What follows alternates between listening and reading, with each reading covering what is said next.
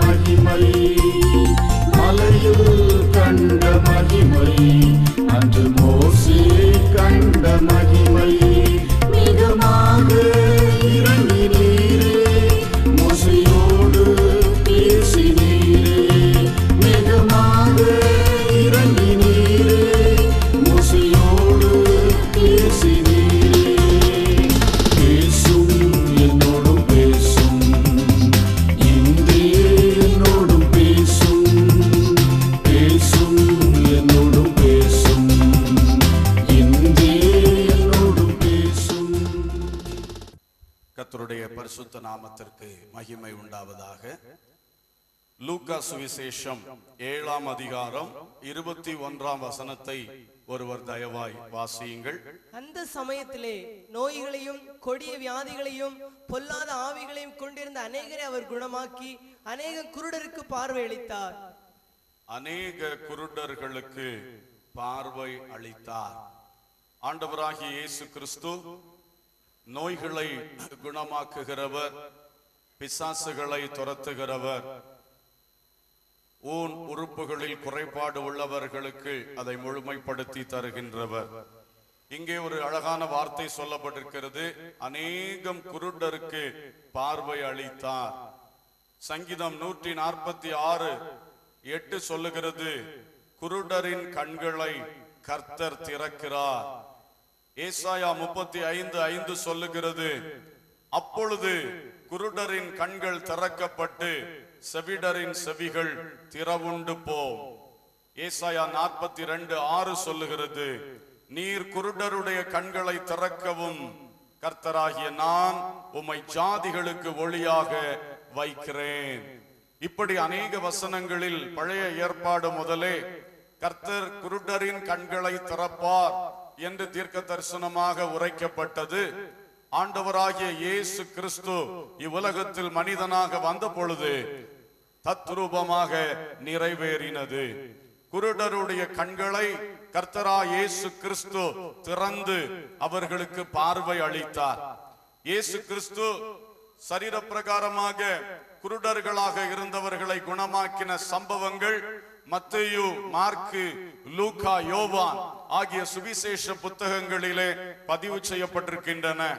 மத்தேயு 12ஆம் அதிகாரம் 22வது வசனத்திலே நாம் பார்க்கிறோம், அங்கே பிசாசு பிடித்த குருடும் ஊமையுமான ஒருவனை கொண்டு வந்தார்கள். லூக்கா 11:14 அதே சம்பவம் குறிப்பிடப்பட்டிருக்கின்றது. அங்கே சொல்லப்பட்டிருக்கிறது, இயேசு பிசாசை துரத்தினார், அப்பொழுது அவனுக்கு பார்வை கிடைத்தது. இந்த சம்பவத்திலே அந்த குருட ஆகி போனதற்கு காரணம் பிசாசு ஆக இருந்தது. அவனுக்கு கண்கள் இருந்தது, பார்வை இருந்தது, ஆனால் பிசாசானவன் அதை பிளாக் பண்ணி தடை பண்ணி கொண்டு இருந்தான். அப்படி பிசாசின் ஆவிகள் பல்வேறு விதமான கிரியைகளை மனிதனுடைய சரீரங்களில் செய்கின்றன. அப்படி இருந்ததை இயேசு அந்த பிசாசை துரத்தின பொழுது அவனுக்கு நல்ல பார்வை உண்டாயிற்று என்று படிக்கிறோம். மத்தேயு 20ஆம் அதிகாரம் 30வது வசனத்திலும், மார்க்கு 10:46 லூக்கா 18:35 மற்றொரு சம்பவம் சொல்லப்பட்டிருக்கின்றது. எரிகோவுக்கு அருகிலே பர்திமேயு என்கிறதான ஒரு குருடர், அவருடைய நண்பராக இருக்கலாம், கூட இருந்த இன்னொரு குருடர், 2 குருடர்கள் என்று சொல்லப்பட்டிருக்கிறது. கர்த்தருக்கு ஸ்தோத்திரம். அவ்விதமான 2 குருடர்கள் தாவீதின் குமாரனை எங்களுக்கு இறங்கும் என்று கூப்பிட்ட பொழுது இயேசு அவருடைய கண்களை தொட்டு சுகமாக்கினார் என்று சொல்லப்பட்டிருக்கிறது. அல்லேலூயா. இங்கே பர்திமேயுவுக்கு கண்களை தொட்டு கர்த்தர் சுகத்தை கொடுத்தார் என்று சொல்லப்பட்டிருக்கின்றது. மார்க்கு சுவிசேஷம் 8ஆம் அதிகாரம் 22ஆம் வசனத்திலே படிக்கிறோம், அங்கே பெத்சாயிதா பட்டணத்திலே ஒரு குருடனை பார்த்தார். அவனை கையை பிடித்து கிராமத்திற்கு வெளியே அழைத்து கொண்டு போய் அவன் கண்களிலே உமிழ்ந்து, எப்படி பார்க்கிறாய் என்று கேட்டார். அவன் சொன்னான், நடக்கிற மனிதர்களை மரங்களை போல் பார்க்கிறேன் என்று. மறுபடியும் இயேசு அவன் கண்களை தொட்டு ஏறிட்டு பார்க்கும்படி செய்தார். அப்பொழுது மனிதர்களை மனிதர்களாக தெளிவாக கண்டார். இப்படி இயேசு பெத்சாயிதாவிலே ஒரு குருடனுக்கு சுகம் கொடுத்தார். அங்கே அவன் கண்களிலே உமிழ்ந்தார் என்றும் இரண்டாம் விசை தொட்டார் என்றும் சொல்லப்பட்டிருக்கிறது. அந்த குருடனுக்கு பார்வை கொடுத்தார். நான்காவதாக யோவான் சுவிசேஷம் 9ஆம் அதிகாரத்திலே 1ஆம் வசனம், 5ஆம் வசனம், 6ஆம் வசனம் எல்லாம் பார்க்கும் பொழுது எருசலேமிலே ஒரு பிறவி குருடனை கர்த்தராய் இயேசு கிறிஸ்து சுகமாக்கினார். அவனை சுகமாக்கின விதமாவது, அவர் தரையிலே துப்பி உமிழ்நீரினால் சேருண்டாக்கி அந்த சேற்றை குருடனுடைய கண்களின் மேல் பூசி, நீ போய் சீலோவாம் குளத்திலே கழுவு என்று சொன்னார். அவன் அப்படியே செய்த பொழுது பார்வை அடைந்தவனாக திரும்பி வந்தான். அல்லேலூயா. இப்படி இயேசு சுகமாக்கினார். மத்தேயு 9:27 2 குருடர்கள் கப்பர்நகூமுக்கு அருகிலே இயேசுவை நோக்கி கூப்பிட்டார்கள். இயேசு அவருடைய கண்களை தொட்டு, உங்கள் விசுவாசத்தின்படியே ஆக கடவது என்று சொல்லி அவர்கள் இருவருக்கும் பார்வை கொடுத்தார். இப்படி 5 விதமான சம்பவங்கள் ஸ்பெஷலாக எழுதப்பட்டிருக்கின்றன. லூக்கா 7:21 சொல்லப்பட்டிருக்கிறது, அநேகம் குருடர்களுக்கு அவர் பார்வை அளித்தார். அல்லேலூயா. ஆண்டவராய் இயேசு கிறிஸ்து குருடர்களுக்கு பார்வை தருகின்ற தெய்வம்.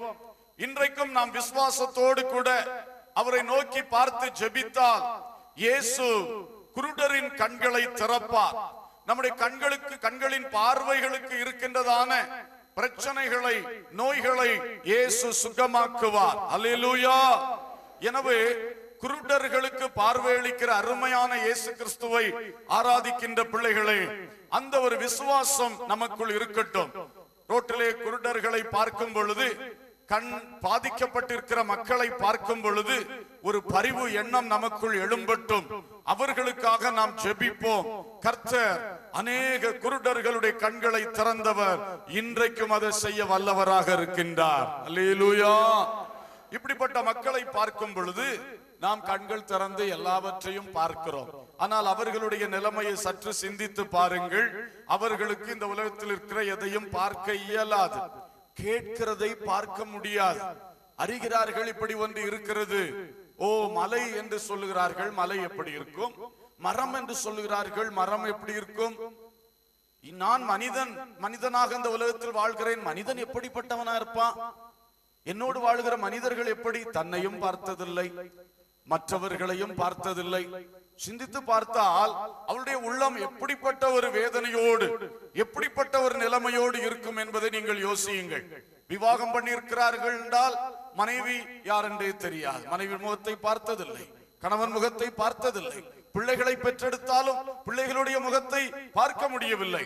இப்படியே ஒவ்வொன்றாய் அவர்களுடைய ஒரு நிலைமைக்குள் உட்கார்ந்து சற்று நாம் சிந்தித்து பார்த்தால், அவர்கள் ஒரு பக்கம் பார்வை இல்லை, மறுபக்கம் அதனாலே அவர்களுடைய உள்ளத்திலே ஓடக்கூடியதான இத்தனை வேதனைகள். இதை நாம் ஏதோ சற்றுதான் புரிந்து கொள்ள முடியும். அப்படி சற்று சிந்தித்து பார்த்தால் அவர்களுக்காக ஒரு பரிவு உணர்ச்சி நமக்கு உண்டாகும். அல்லேலூயா. நாம் அவர்களுக்காக என்ன செய்யலாம்? எல்லாரும் அவர்களுக்காக ஜெபிக்கலாம். இலவசமான ஒரு கிருபை தேவன் நமக்கு தந்திருக்கிறார். இப்படிப்பட்ட மக்களுக்காகவும் ஜெபிக்கும்படி நம்முடைய ஜெபங்களிலே நினைத்துக் கொள்ளுங்கள். கண் தெரியாமல் ரோட்டிலே போகிறார்கள். எவ்வளவு பயங்கரங்கள், எவ்வளவு கஷ்டங்கள், ஆபத்துகள் நிறைந்த ஒரு உலகம். கர்த்தருக்கு ஸ்தோத்திரம். ஒரு கடிக்கிறதுக்கு ஒரு பாம்பு ஓடி வந்தாலும் பக்கத்துல ஆபத்து வருதுன்னு அவங்களுக்கு தெரியாதே. எந்த ஒரு ஆபத்து நெருங்கி வந்தாலும் தெரியாது. இங்கே தொட்டால் ஷாக் அடிக்கும் தெரியுமா? இந்த இடத்துல கால் வைத்தால் வழிக்கு விழுவோம் தெரியுமா? ஒரு ஆபத்தும் அவர்களுக்கு தெரிய முடியாது. இப்படி எத்தனையோ நிலைகளிலே மிகவும் சங்கடத்துக்குரிய ஒரு மக்களாக இருக்கின்றார்கள். ஆகவே அவர்களை பார்க்கும் பொழுது சும்மா அப்படியே கேஷுவலா நாம போய் கொண்டிருக்கோம். நமக்கு அந்த சிந்தனை அங்கே போகிறது இல்லை. ஏனோ அநேகரை பார்த்தபடியினாலே அவர்களில் இவரும் ஒரு குருடர் என்று சொல்லிவிட்டு செல்லுவோம். ஆனால் நமக்கு கர்த்தர் கிருபையாக கண்களை தந்திருக்கிறார், பார்வையை தந்திருக்கிறார். அவர்களுக்கு அது இல்லை என்று சொல்லும் பொழுது அவருடைய வாழ்க்கை எவ்வளவு ஒரு இருளுக்குள் இருக்கிறது. கம்ப்ளீட் அவர் இருளுக்குள்ளேயே இருக்கிறாங்க. வெளிச்சமே காணாத ஒரு நிலையிலே அவர்கள் இருக்கின்றார்கள். இவ்வளவு வெளிச்சத்துக்குள்ளே அவர்கள் இருளுக்குள் இருக்கிறார்கள் என்று சொன்னால் எவ்வளவு ஒரு பரிதாபமான காரியம். இவர்களுக்காக ஜெபிப்போம். மாத்திரமல்ல, இப்படிப்பட்ட மக்களை காணும் பொழுது உதவி செய்வோம், உதவி செய்வோம். ஒரு ரோடு கிராஸ் பண்ண முடியாமல் ஒருவர் கண் தெரியாமல் திணறிக் கொண்டிருக்கும் பொழுது நாம் ஒரு கையை பிடித்து ஆபத்தில்லாமல் மறுபக்கம் நாம் கடத்தி விட வேண்டியது நாம் செய்ய வேண்டிய ஒரு கடமை. அல்லேலூயா. அது சேவை என்று நான் சொல்லாமல் கடமை என்றே இங்கே சொல்லுகின்றேன். ஏனென்றால் நாம் அதை செய்ய கடமைப்பட்டிருக்கின்றோம். அல்லேலூயா. இப்படிப்பட்ட அநேக காரியங்கள் இருக்கிறது. இன்னைக்கு இவர்களை பற்றி பேசுகிறதுனால் நான் இவர்களை குறித்து பேசுகிறேன். இது போல அநேக பாதிப்பு, வித்தியாசமான பாதிப்புகள் உள்ள மக்களும் இருக்கின்றார்கள். ஒரு பரிவு உணர்ச்சி கட்டாயமாய் நமக்கு வர வேண்டும். சிலர்லாம் கார்ல போகும் பொழுது, பைக்ல போகும் பொழுது கண் தெரியாமல் யாரோ கொஞ்சம் ரோட்ல நடந்து விட்டால் சொன்னா அப்படியே நிறுத்தி சத்தம் போட்டு விட்டு போவார்கள். ஒதுங்கி போக தெரியாதா என்று சொல்லி சத்தம் போடுவார்கள். அப்பொழுது அந்த மனிதனுடைய உள்ளத்தில் எவ்வளவு காயம் ஏற்படும் என்று நீங்கள் யோசித்து பாருங்கள். உங்களுக்கு நல்ல கண்கள் இருக்கிறது, பைக் ஓட்டுகிறீர்கள், கார் ஓட்டுகிறீர்கள், சைக்கிளை அழுத்தி செல்லுகிறீர்கள். ஆனால் அவருக்கு இதெல்லாம் செய்ய முடியவில்லையே. அவருக்கு வேண்டுமென்று ரோடு என்று தெரிந்தால் நடு ரோட்டில் வருவார்கள், வண்டியில் வந்து விழுவதற்காக வருவார்கள். ஆனால் சில வேளை சிலருக்கு அவருடைய ஆத்திரத்தினாலே அவருடைய இந்த பொல்லாத சுபாவம் அப்படியே சத்தம் போடுவார்கள், காயப்படுத்துவார்கள், பல இடங்களிலே காயப்படுத்துவார்கள். வீட்டிலே வந்து பிச்சை கேட்டுக்கொண்டு நிற்பார்கள், தேவையில்லாத வார்த்தைகளை பேசுவார்கள். அதெல்லாம் மிக தவறான காரியங்கள். கர்த்தருக்கு ஸ்தோத்திரம். நமக்கு உள்ளதில் ஏதோ ஒன்றை கொடுத்து அனுப்பி வைப்பதுதான் நமக்கு ஆசீர்வாதமானது. அல்லேலூயா. இப்படி அவர்களிடத்தில் நாம் நடந்து கொள்ள வேண்டிய முறைமைகளை சற்று நாம் கவனித்துக் கொள்ள வேண்டும். ஏனென்றால் இவர்கள் எல்லாரையும் உருவாக்கினவர் நம்முடைய தேவன்தான். அல்லேலூயா. அவர்களுக்கு இரக்கம் செய்யவும் அவர் வல்லவராக இருக்கிறார், அவளை குணமாக்கவும் வல்லவராக கர்த்தர் இருக்கிறார். ஹல்லேலூயா. எனவே அவர்களுக்காய் ஜெபிப்போம், அவர்களுக்காய் உதவி செய்வோம். இப்பொழுது நான் இன்னும் ஒரு பகுதியை சொல்லும்படியாய் விரும்புகின்றேன். கர்த்தர் குருடரின் கண்களை திறக்கிறார் என்று சொல்லும் பொழுது 2 கொரிந்தியர் 4ஆம் அதிகாரம் 4வது வசனத்தை நாம் வாசிக்கலாம். 2 கொரிந்தியர் 4:4 வாசியுங்கள். தேவனுடைய சாயலாய் இருக்கிற கிறிஸ்துவின் மகிமையான சுவிசேஷத்தின் ஒளி அவிசுவாசிகளாகி அவருக்கு பிரகாசமாய் இராதபடிக்கு இப்பிரபஞ்சத்தின் தேவனானவன் அவர்களுடைய மனதை குருடாக்கினான். இங்கே ஒரு குருடு பார்க்கின்றோம். எங்கே குருடாக இருக்கின்றது?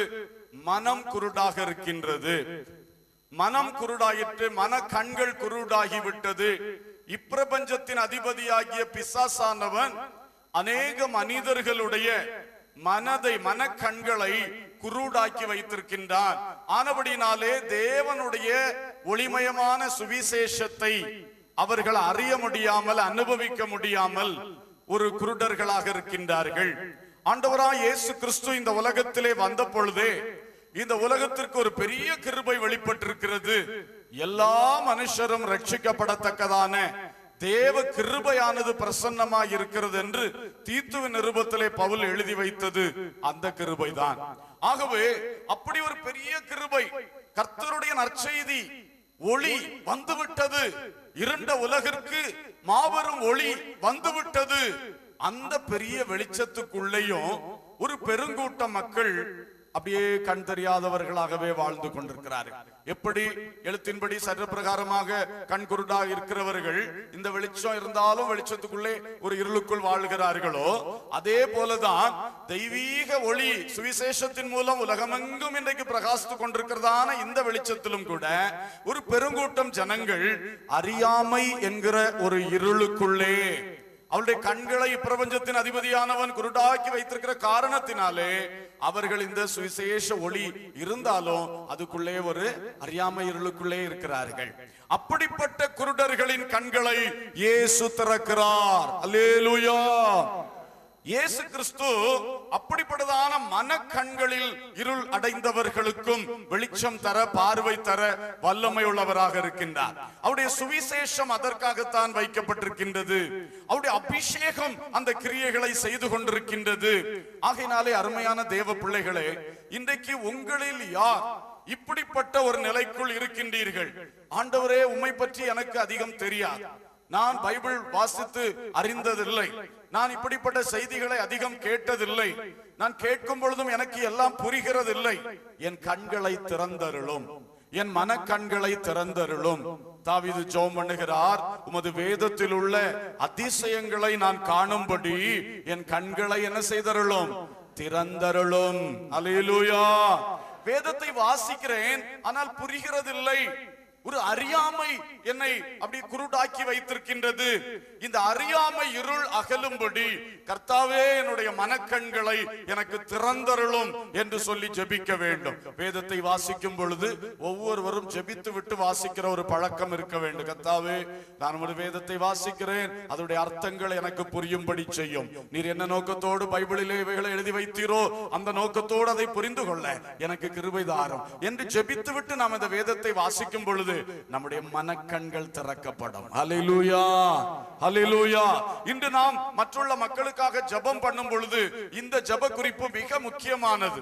அவருடைய மனக்கண்கள் திறக்கப்பட வேண்டும். ஹல்லேலூயா. இதுவரை ரட்சிப்புக்குள் வராதவர்கள், பாவ மன்னிப்பின் நிச்சயத்தை அடையாதவர்கள், இயேசுவை குறித்தும் இந்த ரட்சிப்பின் கிரியைகளை குறித்தும் தெளிவாய் அறியாதவர்கள், அந்த அறியாமை இருள் அகன்று அவருடைய மனக்கண்கள் திறக்கப்பட்டு இதை அறிந்து ஏற்றுக்கொள்ளும்படி நாம் அவர்களுக்காக ஜெபம் பண்ண வேண்டும். அல்லேலூயா. மாத்திரமல்ல, பவுல் நிருபத்தில் எழுதும் பொழுதும் சொல்லுகிறார், விசுவாசிகளுக்காக ஜெபிக்கும் பொழுதும் சொல்லுகிறார், நான் உங்களுடைய மனக்கண்கள் பிரகாசம் அடையும்படி ஜெபிக்கிறேன். அல்லேலூயா. உங்களுக்கு மனக்கண் திறந்திருக்கிறது விசுவாசிகளே, ஆனால் இன்னும் பிரகாசம் அடையும்படி நான் ஜெபிக்கிறேன். ஒருவேளை அந்த பெத்சாயிதா குருடனை போல நமக்கு கொஞ்சம் கண்ணு திறந்திருக்கிறது, ஆனா எப்படி பார்க்கிறாய்? நடக்கிற மனிதனை மரத்தை போல பார்க்கிறேன். தெளிவான பார்வை இன்னும் வரவில்லை, ஆனாலும் கொஞ்சம் கூட பிரகாசம் உள்ள மனக்கண்கள் உண்டாக வேண்டியது அவசியமா இருக்கிறது. அதான் பவுல் சொல்லுகிறார், உங்களுக்கு பிரகாசம் உள்ள மனக்கண்கள் உண்டாகும்படி நான் ஜெபிக்கிறேன். அல்லேலூயா. எனவே ஒவ்வொருடைய கண்களுக்கும் மனக்கண்களுக்கும் ஒரு பிரகாசம், ஒரு பார்வை தேவையா இருக்கிறது. குறிப்பாக இந்த அறியாமை இருள் அகல வேண்டும். அறியாமை இருளுக்குள் கிடக்கிற ஜனங்கள் சுவிசேஷ வெளிச்சத்துக்குள்ளே கடந்து வரணும். இது சபை செய்ய வேண்டிய ஒரு முக்கிய வேலை. விசுவாசிகள், தேவ ஊழியர்கள் ஒவ்வொரு தனிப்பட்ட முறையில் ஈடுபட்டு செய்ய வேண்டிய மிக முக்கியமான ஒரு பணி. என்ன பணி? அறியாமை இருளுக்குள் கிடக்கிற மக்களை ஆச்சரியமான ஒளிக்குள்ளே கொண்டு வர வேண்டும். அல்லேலூயா. அறியாமை இருள் விலகி அதிசய தேவனை காண வேண்டும். அதிசய தேவனை காண வேண்டும். கட்டப்பட்ட மனிதரெல்லாம்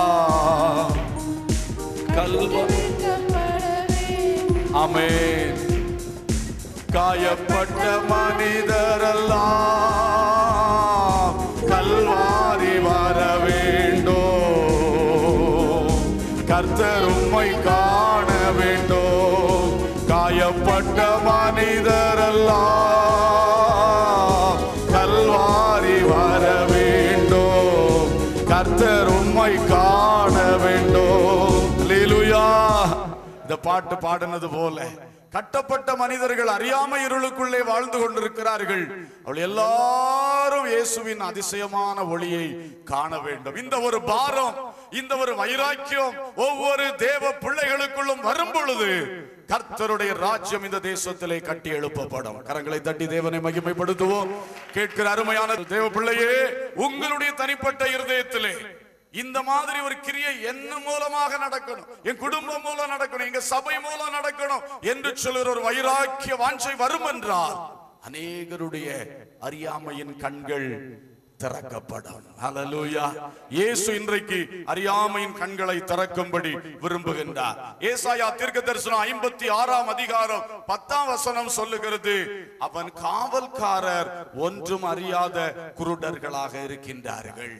சில காவல்காரர்கள் கூட ஒன்றும் அறியாத குருடர்களாய் இருக்கின்றார்கள் என்று சொல்லும் பொழுது அது எத்தனை நிர்பந்தமான காரியம். காவல்காரன் எவ்வளவு கிளீனா வாட்ச் பண்ணி கொண்டிருக்கணும், எவ்வளவு கவனமாய் கண்விழிப்போடு பார்த்து கொண்டிருக்க வேண்டும். அந்த காவல்காரர்கள் குருடர்களாய் மாறி போனால் எத்தனை சங்கடமான காரியம். ஆகவே குடும்பத்துக்கு காவல்காரர்களாய் தேவன் வைத்திருக்கிற பெற்றோர்களே, மாணவர்களுக்கு காவல்காரர்களாய் தேவன் வைத்திருக்கிற ஆசிரியர்களே, அலுவலகங்கள் மற்றும் பணிஸ்தலங்களில் பொறுப்புகளில் இருக்கின்றவர்களே, கர்த்தருடைய ஊழியக்காரர்களே, ஊழியத்தின் பொறுப்புகளில் இருக்கின்றவர்களே, நாம் தான் காவல்காரர்கள். அல்லேலூயா. இந்த காவல்காரர்களாக இருக்கின்றவர்கள் நமக்கு கீழாக கொடுக்கப்பட்டிருக்கின்ற அந்த மக்களுக்கு, அந்த காரியங்களுக்கு எதிராக வரக்கூடியதான எதிர்ப்புகள், போராட்டங்கள், இவைகளை குறித்து மிக கவனத்தோடு கண்விழிப்பாக இருக்க வேண்டியவர்கள். நம்முடைய கண்களை குருடாகி போகும் என்றால் ரொம்ப நிர்பந்தமான ஒரு காரியம், அது ஒருபோதும் ஆகக்கூடாது. அல்லேலூயா. அப்படி ஆகி போயிருந்தால் கூட இயேசு கிறிஸ்து அப்படிப்பட்ட குருடர்களுக்கும் பார்வை தருகிறவர். கரங்களை தட்டி அவரை மகிமைப்படுத்தலாம். அல்லேலூயா. ஒருவேளை இதை சொல்லும் பொழுது நமக்குள் ஒரு ஊசி எடுத்து குத்துனது போல ஒரு உணர்வு இருக்கலாம். ஐயோ, நான் சரியாய் ஜெபிக்கவில்லையே, நான் இந்த சூழ்நிலையிலே சரியாக விழிப்போடு கவனமாய் இருக்கவில்லையே, நான் எனக்கு கீழே இருக்கிற ஒவ்வொருவரை குறித்து பாரத்தோடு தேவனுடைய பாதத்திலே கடந்து செல்லவில்லையே. இன்று செய்யுங்கள். உங்கள் கண்கள் இந்த செய்தியின் மூலமாக திறக்கப்படட்டும். அல்லேலூயா. கர்த்தருக்கு ஸ்தோத்திரம். எனவே இப்படிப்பட்ட அறியாமைக்குள், அறிந்து கொள்ள இயலாத நிலைமைகளுக்குள் இருக்கிற அந்த குருடான அனுபவங்கள் இயேசு மாற்ற வல்லவர். ஹல்லேலூயா. உண்மையை ஒத்துக்கொண்டு இயேசுவிடத்தில் வரும் பொழுது அதை மாற்றி தருகிறார். இரண்டாவது, செப்பனியா தீர்க்க தரிசன புத்தகம் 1 அதிகாரம் 17 வசனத்தை ஒருவர் வாசியுங்கள். செப்பனியா 1:17. மனுஷர் கர்த்தருக்கு விரோதமாய் பாவம் செய்தபடியால் அவர்கள் குருடரை போல் நடக்கும்படி நான் அவர்களை வருத்தப்படுத்துவேன். அவர்கள் இரத்தம் புழுதியை போல் சொரியப்படும், அவர்கள் மாம்சம் எருவை போல் கிடக்கும். மனுஷர் கர்த்தருக்கு முன்பாக பாவம் செய்தபடியினாலே அவர்கள் குருடாக்கப்பட்டிருக்கின்றார்கள் என்று சொல்லப்பட்டிருக்கிறது. ஏசாயா 59 அதிகாரத்தில் 10, 11, 12 வசனங்களிலே நாம் படித்து பார்க்கும் பொழுது அங்கே சொல்லப்பட்டிருக்கின்றது, மனுஷர்களாகிய நாங்கள் மீறுதல் செய்தோம், பாவம் செய்தோம், அக்கிரமம் செய்தோம், அதனால் இன்றைக்கு நாங்கள் குருடரை போல சுவரை பிடித்து தடவி திரிகின்றோம் என்று சொல்லப்பட்டிருக்கிறது. இங்கே இந்த 2 வசனங்களிலே நாம் பார்க்கும் பொழுது பாவத்தினாலே, அக்கிரமத்தினாலே, மீறுதலினாலே கண்களில் ஒளி போய்விட்டது, மனக்கண்களிலே பிரகாசம் இழந்து போய்விட்டது. அதனால் இன்றைக்கு நிற்க நிலையில்லாமல், காரியங்களை தெளிவாய் அறிந்து இதுதான் வழி என்று போக முடியாமல் தடவி திரிகிறவர்களை போல் நாங்கள் ஆகிவிட்டோம் என்று சொல்லுகிற ஒரு கூட்டம். பாருங்கள், பாவத்திற்கு மனிதன் இடம் கொடுக்கும் பொழுது, தேவன் வைத்திருக்கிற நியமங்கள், கட்டளைகளை மீறி நடக்கிறதுக்கு அவன் முற்படும் பொழுது, தேவன் வைத்திருக்கிற ஒழுங்கு, கிரமம் ஆகியவற்றை மீறி அக்கிரம செயல்களில் இறங்கும் பொழுது அவனுடைய மனக்கண்கள் இருள் அடைந்து விடுகின்றது. பாவ இருள், பாவ இருள் மனிதனை மூடுகின்றது, அவனுடைய மனக்கண்களை அடைக்கின்றது. அதுவரை வேதம் வாசிக்கும் பொழுது நல்ல அழகாய் தேவனுடைய ரகசியங்கள் புரிய வந்தது. ஆனால் பாவத்துக்கோ அக்கிரமத்துக்கோ மீறுதலுக்கோ இடம் கொடுத்த பிறகு அந்த வெளிப்பாடுகள் இல்லை. காரணம் என்ன? அங்கே மனக்கண் குருடாக்கப்பட்டிருக்கு, பாவ இருளினாலே குருடாக்கப்பட்டிருக்கின்றது. அதுவரை ஜெபிக்கும் பொழுது வானம் திறந்திருக்கிறது, தேவ சிங்காசனம் தெரிகிறது, தேவ சமூகத்தின் பிரசன்னத்தை அனுபவிக்க உணர முடிகிறது. ஆனால் பாவம், அக்கிரமம், மீறுதல் அது குறுக்கே வந்து அது அடைத்து நிற்கிறது. கண் புரை விழுந்து விட்டது என்று சொல்லுவார்களே, இது போல அப்படியே அது ஃபார்ம் ஆகிவிட்டது, மங்கலாய் தெரிகிறது, ஒன்றும் தெரியவில்லை என்ற நிலைகளுக்குள் ஆகியிருக்கிறார்கள். ஜெபத்திலே உணர்வில்லை, வேத தியானத்திலே ஒரு உணர்வு இல்லை, ஒரு தேவ வெளிச்சம் கிடைக்கவில்லை, நான் ஜெபித்த ஜெபம் தேவனிடத்தில் சேர்ந்தது என்ற திட்டம் எனக்குள் இல்லை, தேவன் என்னோடு பேசவில்லை, தேவனுடைய வார்த்தைகள் எனக்கு கிடைக்கவில்லை. அவருடைய தரிசனங்கள் சொப்பனங்கள் எனக்கு வரவில்லை என்று சொல்லுகின்ற நிலைகள் பாவ இருளினாலே கேட்ராக்ட் போல கேட்ராக்ட் ஆபரேஷன் செய்யணும். அல்லேலூயா. கண்புரை அதை நீக்க வேண்டும், நீக்க வேண்டும். கர்த்தருக்கு ஸ்தோத்திரம். ஆகவே பிரியமானவர்களே, இந்த காரியத்திலே நாம் கவனமாக இருப்போம். வெளிப்படுத்தின விசேஷத்திலே ஒரு சபையை குறித்து கர்த்தர் சொல்லும் பொழுது சொல்லுகிறார், உன் கண்களுக்கு கலிகம் போட வேண்டும் என்று சொல்லுகிறார். களிம்பு போடணும், கண்ணுக்கு ஆயின்மெண்ட் போடணும். கண்ணு தெளிவில்லை, உன் பார்வை தெளிவில்லை, உன் வெளிச்சம் தெளிவில்லை. சபையே, நீ தெளிவான வெளிச்சத்துக்குள் இல்லை. பாவம், அக்கிரமம், மீறுதல் இவைகளினாலே அந்த வெளிச்சம் பாதிக்கப்பட்டிருக்கிறது. அந்த பிரகாசம், அந்த பார்வை பாதிக்கப்பட்டிருக்கிறது. ஒருவேளை என்னை கேட்கிற சகோதரனே, சகோதரியே, இந்த பகல் வேளையிலே யாருடைய வாழ்க்கையில் ஆகிலும் இப்படிப்பட்டதான பாவங்களோ அக்கிரமங்களோ மீறுதல்களோ வந்து ஏற்கனவே இருந்த ஜப வாழ்க்கை இன்றைக்கு இல்லை, வேத தியானம் இல்லை, ஆராதனை இல்லை, தேவனோடுள்ள உறவு அது குறைந்திருக்கிறது, மங்கி இருக்கிறது என்று சொன்னால் அந்த பாவ இருள் அகலும்படி இயேசுவண்டை வாருங்கள், உண்மையை சொல்லுங்கள். இந்த ஏசாயா 59 வாசித்து பாருங்கள். அங்கே அவர்கள் அறிக்கை செய்கிறார்கள், நாங்கள் அப்படி நடந்தோம், நாங்கள் இப்படி நடந்தோம், அதனால இப்பொழுது குருடரை போல தடவி திரிகிறோம், எங்களுக்கு இறங்கும் என்று சொல்லுகிறார்கள். அல்லேலூயா. அதுபோல நாமும் ஆண்டவர் சமூகத்திலே ஒரு இரக்கத்துக்காக பாவங்களை குற்றங்களை அறிக்கை செய்து கெஞ்சி ஜெபிக்கணும், தாழ்த்தி ஜெபிக்கணும். ஒரு சிறு குழந்தையை போல நம்மை தாழ்த்தி ஜெபிக்க வேண்டும். நிச்சயம் அப்படிப்பட்ட அந்த இருள், பாவ இருள், அவைகளையும் கர்த்தர் அகற்றி பார்வை தருவார். அல்லேலூயா, அல்லேலூயா. மூன்றாவதாக சொல்லப்பட்டிருக்கின்றது உபாகம புஸ்தகம் 28ஆம் வசனம், 28ஆம் அதிகாரம் 15ஆம் வசனத்தில் சொல்லப்பட்டிருக்கிறது, நான் உனக்கு விதிக்கிற இந்த கற்பனைகள் நியமங்கள் எல்லாவற்றையும் நீ அனுசரித்து கீழ்ப்படிந்து நடக்காவிட்டால் இப்பொழுது சொல்லப்படுகிற சாபங்கள் எல்லாம் உன்மேல் வரும். அதிலே வாசிப்போம் 28, 29 வசனங்கள். கர்த்தர் உன்னை புத்தி மயக்கத்தினாலும் குருட்டாட்டத்தினாலும் மன திகைப்பினாலும் வாதிப்பார். குருடன் அந்தகாரத்திலே தடவி திரிகிறது போல நீ பட்ட பகலிலே தடவி கொண்டு திரிவாய். உன் வழிகளில் ஒன்றும் உனக்கு வாய்க்காதே போம். உதவி செய்வார் இல்லாமல் நீ என்னாலும் ஒடுக்கப்படுகிறவனும் பறிகொடுக்கிறவனுமாயிருப்பாய். பாருங்கள், இது ஒரு சாபம். சாபத்தினால் இருண்ட கண்கள், மனக்கண்கள். கர்த்தருக்கு ஸ்தோத்திரம். சாபத்தினால் இது ஏன் இந்த சாபம் வருகிறது என்றால், கர்த்தர் சொல்லுகிறார், நான் சில நியமங்களை, ஒழுங்குகளை, சட்டதிட்டங்களை வைத்திருக்கிறேன், நீ அதற்கு கீழ்ப்படிய வேண்டும். கீழ்ப்படிந்தால் உன்மேல் ஆசீர்வாதங்கள் வரும், கீழ்ப்படியாமல் போனால் உன்மேல் சாபங்கள் வரும். அப்ப இந்த கீழ்ப்படியாமை, தேவனுடைய சட்டதிட்டங்கள், தேவனுடைய ஒழுங்குகள், புதிய ஏற்பாட்டிலே தேவன் வைத்திருக்கிற அஸ்திபாரமான ஒழுங்குகள் என்ன, உபதேசங்கள் என்ன? மனம் திரும்ப வேண்டும், ஞானஸ்நானம் பெற வேண்டும், பரிசுத்த ஆவியின் அபிஷேகம் பெற வேண்டும், வேறுபட்டு பரிசுத்த வாழ்வு வாழ வேண்டும், கர்த்தருடைய அப்பம் பிட்குதல், அந்யோன்யம் போன்றவைகளில் உறுதியாய் தரித்திருக்க வேண்டும், அப்போஸ்தலருடைய உபதேசத்தில் உறுதியாய் தரித்திருக்க வேண்டும், ஜெபத்திலே உறுதியாக என்ன செய்ய வேண்டும்? தரித்திருக்க வேண்டும். அல்லேலூயா. இப்படிப்பட்ட 7 அருமையான உபதேசங்களை கர்த்தர் நமக்கு தந்திருக்கிறார். இதெல்லாம் அவருடைய சட்டதிட்டம். இதற்கு கீழ்ப்படியாமல் இருந்து கொண்டு வேறு மற்ற காரியங்களை செய்து கொண்டிருந்தாலும் அது அங்கீகரிக்கப்படாது. எனவே கர்த்தர் திட்டமாய் சொல்லி இருக்கிற கட்டளைகள், நியமங்கள், நியாயங்கள், இவைகளுக்கு கீழ்ப்படிய வேண்டும். கீழ்ப்படிதல் என்பது மிகவும் முக்கியம். கீழ்ப்படியாத பொழுதுதான் கர்த்தருடைய தண்டனைகள், அதுதான் உபாகமத்திலே சொல்லப்படுகிற சாபங்கள் என்று சொல்லப்பட்டது. இதனாலே குருடாகி விட்டது. பாருங்கள், நாம் சத்தியத்துக்கு கீழ்ப்படியல. கீழ்ப்படியாத பொழுது அதுக்கு மேல தேவன் வெளிப்பாடுகளை தருகிறது இல்லை.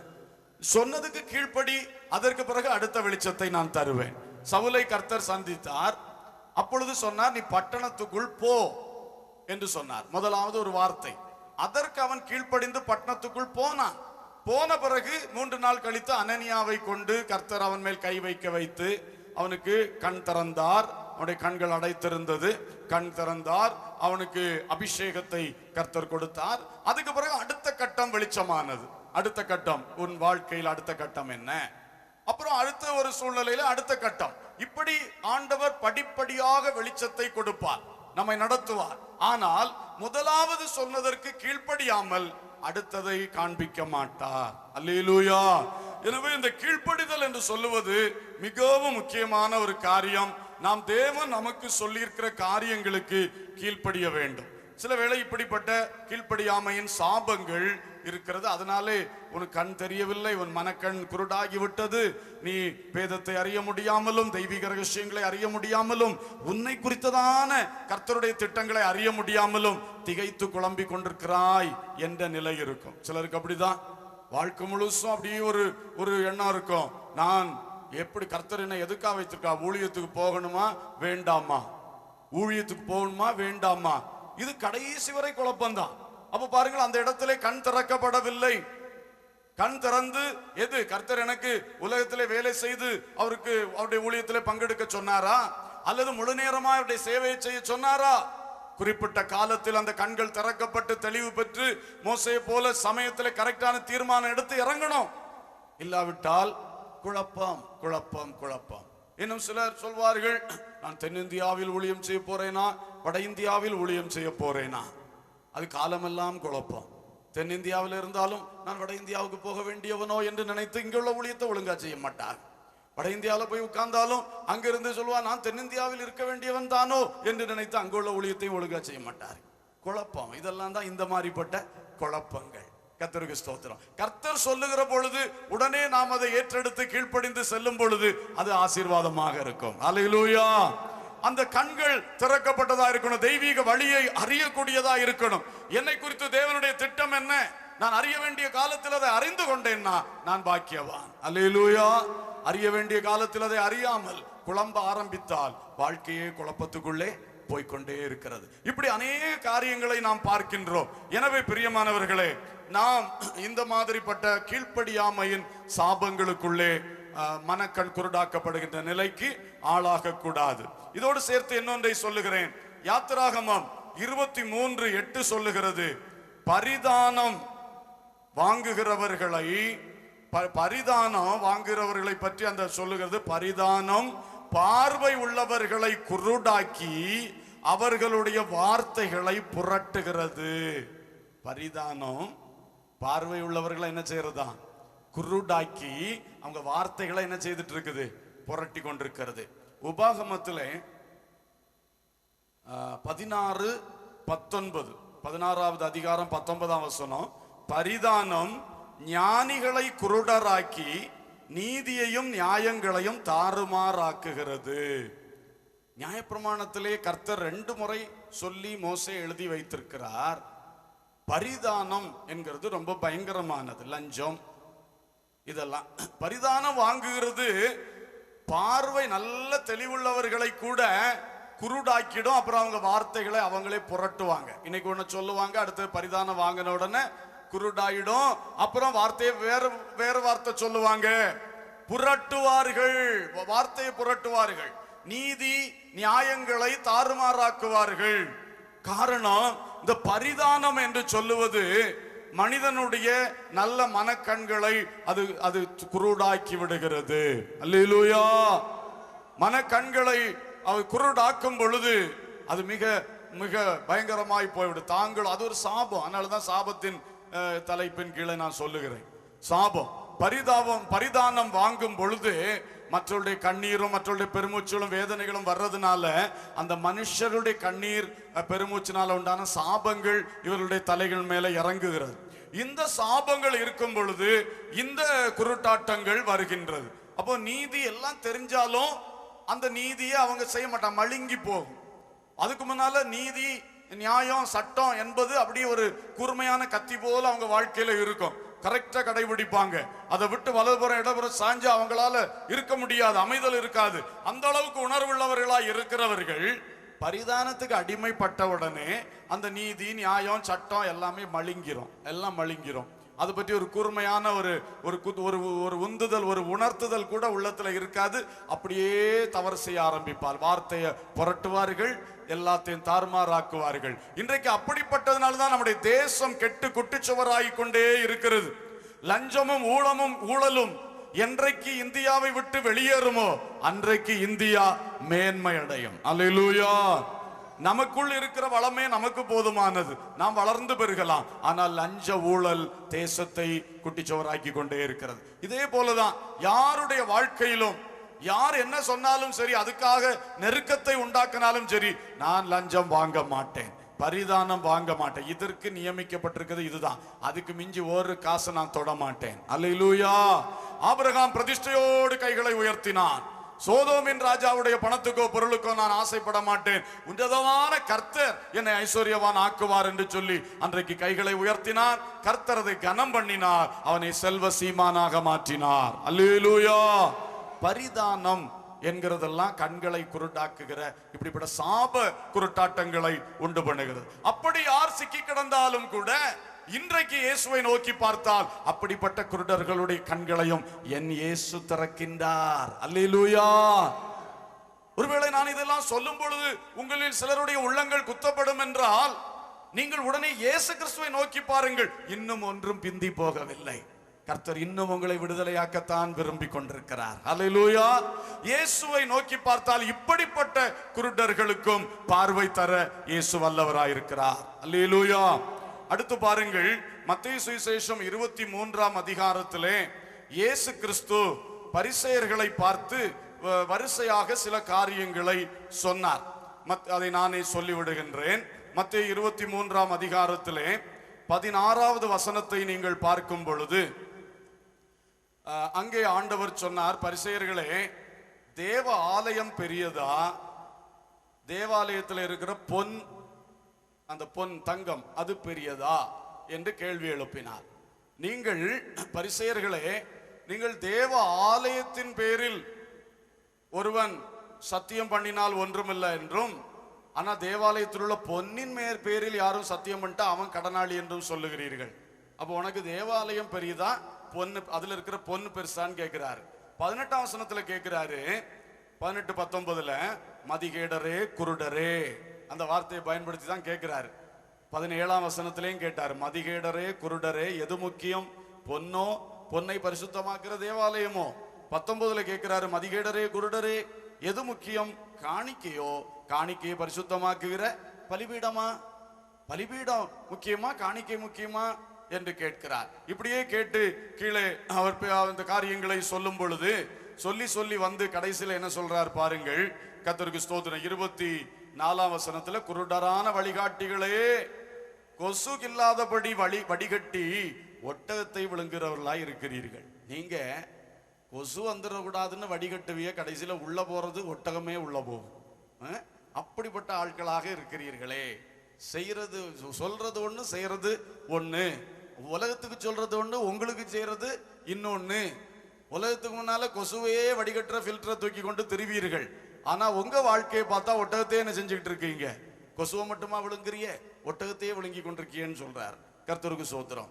அடுத்தது பாருங்கள், 6ஆம் வசனத்துல சொல்றாரு, மாயக்காரரே பரிசேயரே, உங்களுக்கு ஐயோ, போஜன பாத்திரங்களின் வெளிப்புறத்தை சுத்தமாக்குறீர்கள், உள்புறத்தையே என்ன செய்ய மாட்டேங்கிறீங்க, சுத்தமாக்கல. அது கொள்ளையினாலும் அநீதியினாலும் நிறைந்திருக்கிறது. குருடனான பரிசேயனே, போஜன பான பாத்திரங்களின் வெளிப்புறம் சுத்தமாகும்படி அவைகளின் உட்புறத்தை முதலாவது என்ன செய், சுத்தமாக்கு. வெளியே ஷோ காட்டுகிறீர்கள் சுத்தம் போல உங்க வாழ்க்கையில, ஆனா உள்ளங்களிலே சுத்தம் இல்லை. இதெல்லாம் தான் ஒரு ஒரு ஒரு குருடு என்று சொல்லுகிறார். கர்த்தருக்கு ஸ்தோத்திரம். இப்படி அநேக காரியங்களை செய்யற. 23ஆம் வசனத்துல வேத பாரகரே பரிசேயரே, ஒர்த்தலாமிலும் வெந்தயத்திலும் சீரகத்திலும் தசமபாகம் செலுத்துகிறீர்கள், ஆனால் நியாயப்பிரமாணத்தில் கற்பித்திருக்கிற விசேஷித்தவைகளாகிய நீதியையும் இரக்கத்தையும் விசுவாசத்தையும் விட்டு விட்டீர்கள். இப்படி அவர்களுடைய பிரையாரிட்டிஸ், அதாவது என்ன சொல்ல, அதாவது தவறான மதிப்பீடுகள் என்று சொல்லலாம். அது ஒரு குருட்டாட்டம். இந்த இதை கவனிங்கள், நமக்குள்ளும் சிலவேளை இது வந்துவிடக்கூடாது. தவறான மதிப்பீடுகள், ராங் பிரையாரிட்டிஸ். எது முதலாவது, எது ரெண்டாவது, எது மூணாவதுன்னு சொல்றது அந்த பிரையாரிட்டி. அதுல பரிசேயர்கள் என்ன செய்யறாங்கன்னா, 2ஆம் ஸ்தானத்துல 3ஆம் ஸ்தானத்துல வைக்கக்கூடியதை தூக்கி எங்க வைக்கிறாங்களா, முதல்ல வைக்கிறாங்க. முதல் ஸ்தானத்துல வைக்கக்கூடியதை தூக்கி எங்க பண்றாங்க. அதுதான் ஆண்டவர் கேள்வி கேட்கிறார். தேவாலயம் பெருசா, அதுல உள்ள இருக்கிற பொண்ணு பெருசா? நீ தேவாலயத்தை முதல்ல வைக்கணும், பொண்ணை 2ஆவது வைக்கணும். ஆனா நீ என்ன பண்ற, பொண்ணை தூக்கி மேல வைக்கிற, தேவாலயத்தை 2ஆம் ஸ்தானத்துல வைக்கிற. பலிபீடமா காணிக்கையா? பலிபீடத்தை முதல்ல வை, காணிக்கை 2ஆம் ஸ்தானத்துல வை அப்படி சொல்றார். அது போல விசுவாசம், நீதி, அன்பு அவைகளை முதல்ல வை, தசோபாகத்தை 2வது வை. புரியுதா உங்களுக்கு?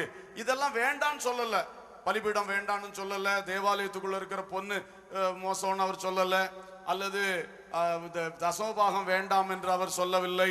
அது ஒண்ணும் கர்த்தர் சொல்லல, எல்லாம் வேண்டும். ஆனா எதற்கு முதலிடம், எதற்கு 2ஆம் ஸ்தானம் சொல்லி ஒரு ஒழுங்கு இருக்கிறது. முக்கியமானதை விட்டுட்டு முக்கியம் இல்லாத அடுத்ததை நீ பிடிச்சிட்டு இருந்தீங்கன்னா அது ஒரு தந்திரமான சாத்தானுடைய வஞ்சக தந்திரம். இன்னைக்கு அநேகர் என்ன செய்யறாரு, இதனாலே வசனத்தில் இருக்கிற சத்தியத்தின் தெளிவை அறியக்கூடாதபடி அவர்கள் தெளிவில்லாமல் ஒரு குருடனான அனுபவத்தில் இருக்கிறாங்க. ஏன் எப்படி ஆயிடுச்சுன்னு சொன்னா, எதுக்கு அவங்க ஃபர்ஸ்ட் முக்கியத்துவம் கொடுக்கணுமோ அதை முக்கியத்துவம் கொடுக்க தவறிட்டு அதுக்கு கீழே இருக்கிற அடுத்தடுத்த காரியங்களை ரொம்ப ஃபர்ஸ்ட் பிளேஸ்ல கொண்டு வராங்க. ஆனா திரும்ப திரும்ப நான் சொல்றேன், அது வேண்டாம் என்று இயேசு சொல்லவில்லை. அது எல்லாம் இயேசு சொல்லியிருக்கிற, இதுல சொல்லியிருக்கிற அத்தனையுமே வேண்டும். ஆனால் எதுக்கு முதலிடம், எதுக்கு 2வது இடம்? பிரையாரிட்டியில குழப்பம் இருக்கு உனக்கு, நீ ஒரு குருடு இருக்கு உனக்கு, ஒரு பார்வை தெளிவில்லை, அதனால உனக்கு எது முதல்ல எது 2வதுன்னு சொல்லி குழம்பிட்டு இருக்கிற அந்த குருட்டாட்டங்களை இயேசு குணமாக்குகிறார். அல்லேலூயா. ஒருவேளை நான் சொன்னா உங்களுக்கு புரியும்னு நினைக்கிறேன். அதாவது இதை தெளிவா புரிந்து கொள்ளணும், குழம்பக்கூடாது. எல்லாமே தேவை, ஆனால் எதுக்கு முதலிடம், எதுக்கு 2வது இடம்? உதாரணமாக ஒரு நபர் நான் ஞான ஸ்நானம் எடுக்கணும் அப்படின்னு சொல்லி நம்மகிட்ட கேட்கிறாருன்னு வச்சுங்க. ஞான ஸ்நானம் எடுக்கணும். இப்ப முதல்ல அவர்கிட்ட என்ன கேட்கணும்? நகை கலத்துவீங்களா? நகைய கலத்துவீங்களா அப்படியா கேட்கணும்? மனம் திரும்பினீர்களா? எது ஃபர்ஸ்ட்? புரிஞ்சுதா உங்களுக்கு? ஞானஸ்நானம் எடுக்கணும்னு வந்தா முதல் கேள்வி என்னதான் இருக்கணும்? மனம் திரும்பினீங்களா? உங்க பாவம் மன்னிக்கப்பட்டதா? நீங்க இயேசு கிறிஸ்துவை விசுவாசிக்கிறீங்களா? அவர் சிலுவையில செய்த அந்த ரட்சிப்பை பற்றி நீங்க அறிந்திருக்கிறீங்களா, விசுவாசித்திருக்கீங்களா? அதுதான் ஃபர்ஸ்ட். அதுக்கு பிறகு சொல்லி சொல்லி வரும்பொழுது வேதத்திலே இதை சொல்லி இருக்கிறது, பொன்னாபரணங்கள் இவைகளெல்லாம் நாம் அணியக்கூடாது என்பதையும் சொல்லி கொடுக்கணும். ஆனா இதை தூக்கி முதல்ல பிடிக்க கூடாது. எதுக்கு முதலிடம், அதுக்கு முதலிடம் கொடுக்கணும். அப்போ இதனால வர்ற தீமை என்ன? ஒரு ஆள் திடீர்னு வந்தாச்சு, நான் கலத்துறேன், ஆனா ரட்சிக்கப்படவே இல்லை, இன்னும் மனம் திரும்பல, பாவம் மன்னிக்கப்படல, சரியான விசுவாசத்துக்குள்ள வரல, ஆனா எதுக்கு ரெடி? இப்போ அப்போ கொடுக்கலாமா? தலைகீழ போயிருச்சு. இதுதான் பரிசேயருடைய வேலை. அதுபோல நாமும் ஆகக்கூடாது. இது வேண்டும், ஆனால் எதற்கு முதலிடம், எதற்கு முக்கியத்துவம், எப்படி வர வேண்டிய, எந்த வரிசையில காரியங்கள் செய்யப்படணும், எந்த வரிசையில காரியங்களை ஒழுங்குபடுத்தணும், இது நமக்கு கரெக்டா இருக்கணும். இது இல்லாம ஒரு கொஞ்சம் தெளிவில்லாம இருந்தா குழப்பமா போ. ஸ்தோத்திரம். அதே மாதிரி உங்களுக்கு புரியும்படியா தான் சொல்லி இப்ப சொல்லும்போது புரியும். இது மாதிரி நிறைய காரியம் உண்டு. கர்த்தருக்கு ஸ்தோத்திரம். நான் ஊழியத்துக்கு வர்றேன், ஃபுல் காஸ்பல்ல நான் ஊழியத்துக்கு வர்றேன், ஜிப்பா போடுவீங்களா? ஃபுல் காஸ்பல்ல ஊழியத்துக்கு வர்றேன்னா முதல் குவாலிஃபிகேஷன் என்னது? அப்படியா? ஊழியத்துக்கு வர்றீங்களா? வர்றேன்னு கேட்டா ஃபர்ஸ்ட் என்னது? ஊழியத்துக்கு அழைப்பு இருக்கிறதா? கர்த்தர் உங்களை என்ன செய்திருக்கிறாரா? ஊழியத்துக்கு அழைத்திருக்கிறாரா? அப்புறம் கூடுதலா கவனிக்க வேண்டிய என்ன, அவருக்கு அதுக்குள்ள அபிஷேகம் இருக்கிறதா, ஆத்ம பாரம் இருக்கிறதா, அதை பார்த்துட்டு அப்புறம் ஃபுல் காஸ்பல்ல வரும்பொழுது ஃபுல் காஸ்பல் ஸ்தாபனத்துக்குள்ள ஒழுங்குகள் உண்டு. அதுல இந்த ஜிப்பா அணிகிறது ஒன்று, அதுவும் வரும். அது இல்லாம விட்டுட முடியாது. ஆனா எது முதல்ல, எது 2வது, இந்த தெளிவு நமக்கு எல்லா காரியத்திலும் உண்டாயிருக்க வேண்டும். நம்முடைய பிள்ளைகளை வளர்க்கிறதுல எத்தனையோ காரியத்தில் இப்படிப்பட்ட சூழ்நிலைகள் வரும். நாம் கர்த்தருக்காக செய்யற காரியங்கள்ல எத்தனையோ காரியங்கள் வரும். இதுல நாம் பேசிக்கான காரியங்களை முன்னிறுத்தணும். அடிப்படை முதலாவது, அடுத்தடுத்த காரியங்கள். அடிப்படையை விட்டு மேல இருக்கிற ஒன்ன பிடிச்சிட்டு நிக்க கூடாது. அஸ்திவாரம் இல்லாம மேல கட்டடத்துக்கு டாப்ப பிடிச்சிட்டு நின்னா என்ன அர்த்தம்? அஸ்திவாரம் முதல்ல போடப்படணுமே. அஸ்திவாரம் சரியா போடுறதுக்காக முதலாவது ஒழுங்கு செய்யாமல் மேல டாப் இப்படி வந்துடணும், அப்படி முகப்பு இப்படி வந்துடணும்னு சொன்னா ஏதாவது அர்த்தம் உண்டா? இத மாதிரி நாம வாழ்க்கையில பல காரியங்களிலே அந்த தெளிவின்மையினாலே இதுதான் சொல்லி ஆகாயத்துல சிலம்பாடிக்கிறது போல மேல பிடிக்கிறோம். அஸ்திபாரங்கள் நிர்மூலமாகி கொண்டிருக்கிறது. அஸ்திபாரங்களில் சரியாக இருக்க வேண்டும். அது முறைப்படி அடுத்தடுத்து எதை செய்யணுமோ அதை செய்து கட்டி எழுப்பப்படணும். நமது வாழ்க்கையும் சரி, நமது பணிகளில் சில வேளை இப்படிப்பட்ட பிரையாரிட்டிஸ் வரலாம். எல்லாத்திலும் நம்ம கொஞ்சம் அந்த பிரையாரிட்டிஸ்ல கவனமா இருப்போம். எதுக்கு முதல் இது, எதுக்கு இரண்டாவது காரியம். அல்லேலூயா, கர்த்தருக்கு ஸ்தோத்திரம். ரொம்ப முக்கியம். சாமுவேல் தீர்க்கதரிசி சொல்லும் பொழுது சொன்னார், பலியை பார்க்கிலும் கீழ்ப்படிதல் உத்தமம். அங்க பாத்தீங்களா, அங்க ஒரு பிரையாரிட்டி வந்துருச்சு. சவுலே, நீ பலி செலுத்துறது பெரிய விஷயம். பலி செலுத்துக்காக நீ அவசரப்பட்டு நான் வரலன்னு பலி செலுத்த போறியா? ஆனா இந்த பலியை பார்க்கிலும் கீழ்ப்படிதல் ரொம்ப முக்கியம் அல்லவா? நீ கீழ்ப்படிதலை விட்டு விட்டு பலியை செலுத்தினா கர்த்தர் உன்னை அங்கீகரிப்பாரா? அந்த கீழ்ப்படிதல் என்கிற அஸ்திபாரத்துக்கு மேல கட்டி எழுப்பப்பட வேண்டியதுதான் பலி செலுத்துதல். அல்லேலூயா. செம்மையானவர்களுடைய ஜெபங்களை தான் கர்த்தர் என்ன செய்வாரு? ஏற்றுக்கொள்ளப்படுவார். செம்மையானவருடைய ஸ்தோத்திரத்தை தான் கர்த்தர் என்ன செய்வாரு? ஏற்றுக்கொள்வார். அப்ப ஸ்தோத்திரம் தேவை. ஆனா ஸ்தோத்திரத்துக்கு ஒரு அஸ்திவாரம் இருக்கு. அது என்னது? செம்மையான இருதயம். இந்த செம்மையான இருதயத்துக்கு முக்கியத்துவம் கொடுக்கணும். இருதயத்தை நான் செம்மையா வச்சுட்டு நான் ஒரு ஸ்தோத்திரம் பண்ணேன்னா அது கர்த்தரால் அங்கீகரிக்கப்படும். நான் என் இருதயத்தை கர்த்தருடைய வசனத்தின்படி செம்மையாக்கி விட்டு ஒரு ஜெபம் செய்தால் அந்த ஜெபம் அங்கீகரிக்கப்படும். நான் இருதயத்தை செம்மையாக்குறத விட்டுட்டு ஜெபம் ஜெபம் ஜெபம் ஜெபம்னு சொல்லி ஜெபத்தை மட்டும் பிடித்தேன்னா சரியாகுமா? இதுதான் பரிசேயர்கள் இப்படி நிறைய குழப்பத்தை பண்றாங்க. அவங்க நியாயப்பிரமாணத்தை கையில வச்சிருக்காங்க. ஆனா நியாயப்பிரமாணம் எதுக்கு முக்கியத்துவம் கொடுக்குதோ அதை ரெண்டாவது வச்சுக்கிட்டு, அது எதை முக்கியப்படுத்தலையோ அதை தூக்கி முன்னால வச்சுக்கிட்டு, இப்படித்தான் இந்த பரிசேயருடைய அத்தனை குழப்பங்கள். அதனாலதான் கர்த்தர் சாடுன்னு சாடினார் பரிசேயர்ல. மதிகேடரே, குருடரே, மாயக்காரரே, திரும்ப திரும்ப வசனத்துக்கு வசனம் சத்தம் போட்டார். எதுக்கு? நீ குருடரா இருந்து குருடனுக்கு வழிகாட்டி கொண்டிருக்கிறாய் என்று சொன்னார். எனவே நாம் இந்த காரியங்களில் அதிக கவனமா இருக்க வேண்டும். நம்முடைய வாழ்க்கை, உபதேச காரியங்கள், ஊழிய காரியங்கள் எதிலுமே எதற்கு முக்கியத்துவம் அதை முக்கியப்படுத்தணும். அவைகளை முக்கியப்படுத்தி அடுத்தடுத்த காரியங்களை அடுத்தடுத்த வரிசையில வைத்து நாம் செயல்படுத்தி போகும் பொழுது நிச்சயமாய் அது தேவனால் அங்கீகரிக்கப்படும். அல்லேலூயா, அல்லேலூயா. இந்த நல்ல பார்வை கர்த்தர் நம்ம எல்லாருக்கும் தருவாராக. அடுத்தது யோவான் சுவிசேஷம் 12ஆம் அதிகாரம் 39-40 வேகமாய் வாசித்து உதவி செய்யுங்கள். யோவான் 12:39-40. ஆகையால் அவர்கள் விசுவாசிக்க மாட்டாமல் போனார்கள். ஏனெனில் ஏசாயா பின்னும் அவர்கள் கண்களினால் காணாமலும் இருதயத்தினால் உணராமலும் குணப்படாமலும் இருக்கும்படிக்கும் நான் அவர்களை ஆரோக்கியமாக்காமல் இருக்கும்படிக்கும் அவர்களுடைய கண்களை அவர் குருடாக்கி அவர்கள் இருதயத்தை கடினமாக்கினார் என்றான். இதுவும் இந்த பரிசேயர்களை குறித்து தான் சொல்லப்பட்டிருக்கிறது. அன்றைக்கு இயேசு கிறிஸ்து இந்த உலகத்தில் வந்தார். அவர்தான் தேவனால் அனுப்பப்பட்ட மேசியா. இப்படி ஒரு மேசியா வருவார் என்று வேற எந்த ஜனத்துக்கும் அறிவு கிடையாது. இந்த ஜனத்துக்கு மட்டும்தான் அதை பற்றி வெளிப்பாடு உண்டு. அந்த வெளிப்பாடு இருந்தும் கூட தங்கள் நடுவில் வந்து வாசம் பண்ணின மேசியாவை அறிய முடியாதபடி அவருடைய கண்கள் அடைக்கப்பட்டிருந்தது. ஏசாயா தீர்க்கதரிசியில் சொல்லும் பொழுது கர்த்தரே அதை அடைத்தார்னு சொல்றார். ஏன்னா இருதயம் கடினப்பட்டு விட்டது. நீ தேவனுடைய வசனங்களையும் தேவனுடைய நியாயப்பிரமாணத்தையும் நீ முதன்மைப்படுத்தாதபடி உடைய பாரம்பரியங்களை நீ முதன்மைப்படுத்த ஆரம்பித்து விட்டாய். ஆனபடினாலே இப்பொழுது என்ன ஆகிவிட்டது? உன் கண்கள் குருடாகிவிட்டது. இந்த பரிசேயர்கள் அல்லது அந்த யூத மக்கள் என்று பொதுப்படையில் எடுத்துக்கொள்வோம். அன்றைக்கு இருந்த யூத மக்களுடைய நிலைமை என்னவென்று சொன்னால், தேவனை அவர்கள் யெகோவா தேவன் என்று சொல்லுவார்கள். ஆனால் தேவன் அனுப்பின தேவகுமாரனா இயேசுவை ஏற்றுக்கொள்ள கண் திறக்கல. அவங்க பாருங்க, எப்ப பார்த்தாலும் எங்கள் ஆபிரகாம், எங்கள் மோசே என்று சண்டை போடுகிறவர்களாக இருந்தார்கள். யாரிடத்துல சண்டை போடுறான்? மோசே உண்டாக்கின இயேசு இடத்துல சண்டை போடுகிறான். ஆபிரகாம் உண்டாகிறதுக்கு முன்னாலே நான் இருக்கிறேன்னு சொன்னா வரிந்து கட்டி கொண்டு அடிக்கிறதுக்கு வர்றான், நீ யாருன்னு சொல்லிட்டு. இந்த மாதிரி அவன் பாருங்க, அப்ப எல்லாம் எனக்கு தெரியும், எல்லாம் நான் பைபிளே கரைச்சு குடிச்சவன், நியாயப்பிரமாணத்தை கரைச்சு குடிச்சவன் சொல்லிட்டு அவன் யார்கிட்ட பிரச்சனை பண்றான்னா அந்த இயேசுடத்திலேயே பிரச்சனை பண்றான் பாருங்க. அப்ப அது காரணம் என்ன? மோசே, ஆபிரகாம் எல்லாரும் தேவனால் பயன்படுத்தப்பட்ட பாத்திரங்கள். இப்ப அவங்களை இவன் ஹீரோ வர்ஷிப் பண்ண போயிட்டான். அவங்களை ஹீரோ வர்ஷிப் பண்ண. என்னுடைய முற்பிதாக்கள் யார்? அந்த சமாரியா ஸ்திரியை பாருங்க, அவ வாழ்க்கையே சரி கிடையாது. ஆனா அவ எழும்பி நின்று என்ன பேசுறா இயேசுட்ட? யாக்கோபு உங்களுக்கு தெரியுமா? உமக்கு யாக்கோபு இங்க வந்து தண்ணி குடிச்சாரு தெரியுமா? நீர் என்ன பெரிய இவரு? எப்படி இருக்கு உன் வாழ்க்கையே, எப்படி கிடக்கு? ஆனா உனக்கு பெருமை, உனக்கு என்ன பெருமை? உனக்கு உங்களுடைய ஆட்களை பற்றி உனக்கு பெரிய பெருமை. இது மாதிரிதான் சில பாரம்பரியங்கள், சில இது மாதிரிப்பட்ட ஆட்களை ஹீரோ வர்ஷிப் பண்றது, இது மாதிரி காரியங்களுக்குள்ள அவங்க இருக்கிறாங்க. கர்த்தருக்கு ஸ்தோத்திரம். அது மாதிரி எங்க சட்டம் தூக்கிட்டு வந்துடுவான். எப்பவும் இயேசு ஒரு பிரசங்கம் பண்ணா அதுக்கு மிஞ்சி ஓடி வந்துடுவான். மோசே இப்படி அல்லவா சொன்னார், நியாயப்பிரமாணம் இப்படி அல்லவா சொல்லிச்சு, அது நீர் என்ன டைவர்ஸ் பண்ணக்கூடாதுன்னு பிரசங்கம் பண்றீர், எங்க மோசே எங்களுக்கு அனுமதி தந்திருக்கிறார், எத்தனையும் கட்டி எத்தனையும் விடலான்னு சொல்லி, நீர் யாரு அப்படின்னு சண்டைக்கு வராம பாருங்க. அப்ப தேவனுடைய நோக்கமே ஒருவனுக்கு ஒருத்தியை தான் தேவன் படைத்தார்.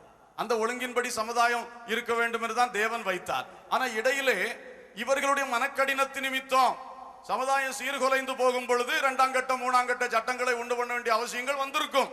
ஆனா இப்பொழுது அதை பிடித்துக் கொண்டு எல்லாவற்றையும் சரி பண்ணி இயேசு தேவ சித்தத்தை நிறைவேற்ற வரும் பொழுது அந்த 2ஆம் கட்ட 3ஆம் கட்ட சட்டத்தை கொண்டு வந்து இயேசு விட்ட மோதுறான். பாத்தீங்களா?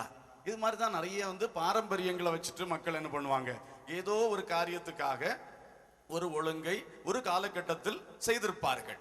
அதை அடுத்த ஒரு வளர்ந்த காலகட்டம் வரும் பொழுது அந்த ஒழுங்கை மாற்றி அமைத்து இன்னொரு ஒழுங்கு செய்யணும். வளர்ச்சி.